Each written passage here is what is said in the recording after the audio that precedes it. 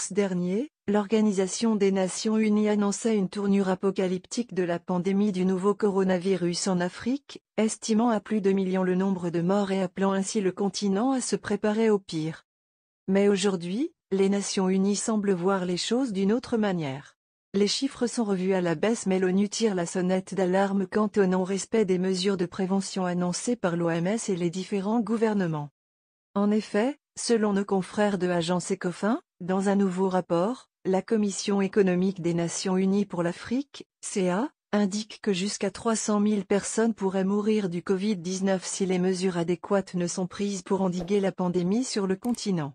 Les fragiles systèmes de santé africains pourraient se voir imposer des coûts supplémentaires en raison de la crise croissante qui a jusqu'à présent provoqué l'infection de plus de 16 000 Africains et fait plus de 800 victimes au moment du lancement du rapport, indique l'institution dans un communiqué. Toutefois, l'organisation affirme que la longue histoire de l'Afrique en matière de lutte contre les épidémies pourrait lui être avantageuse. Il revient donc à chaque Africain de rester discipliné en respectant toutes les mesures de prévention afin d'éviter le pire comme l'a prédit l'ONU.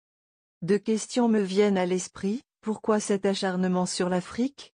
Pourquoi vouloir forcément estimer le nombre de morts en Afrique? Le temps nous le dira certainement. Dis-nous ce que vous pensez et laissez votre avis dans un commentaire. N'oubliez pas de rejoindre la chaîne, ça fait plaisir de voir un nouveau membre.